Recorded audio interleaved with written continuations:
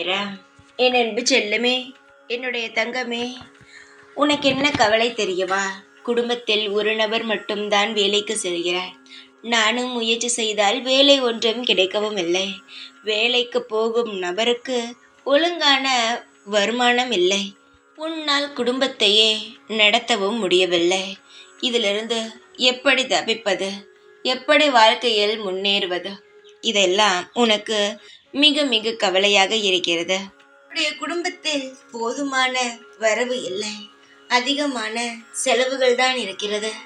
வாழ்க்கையில் எதுவுமே உனக்கு நல்ல விதமாக அமையவும் இல்லை. தங்கமே, எதையும் நினைத்து கவலைப்படாதே. உன்னுடைய கோரிக்கைகள் அனைத்தும், உன்னுடைய கவலைகள் அனைத்தும் என் காதுக்கு வந்து விழுந்து விட்டது. அதற்கான முயற்சிகளை எடுத்து விட்டேன். உன்னுடைய ஏக்கங்களையும் உன்னுடைய மனதில் இருக்கும் போராட்டங்களையும் குறைத்து நிம்மதியாகவும் சந்தோஷமாகவும் வாழ வைக்க நான் அனைத்து திட்டங்களையும் போட்டு விட்டேன். இனி என்ன, உன் வாழ்க்கையில் அனைத்தும் சுபமாக நடப்பதுதான். உன் வீட்டில் இருக்கும் நபருக்கு நிச்சயமாகவே வேலையில் மதிப்பும் மரியாதையும் கிடைக்கும். புரிகிறதா? அதனால் எதையுமே நினைத்து கவலைப்பட வேண்டாம்.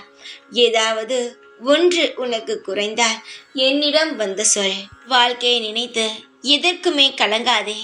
உனக்கான செல்வங்களும் உனக்கான பதவிகளும் வாழ்க்கையில் நீ உன் குடும்பத்துடன் எப்படி சந்தோஷமாக இருக்கலாம் என்று ஆசையாக கனவு கண்டு வாழ்ந்தாயும் அது அனைத்துமே இனி நடக்கும்.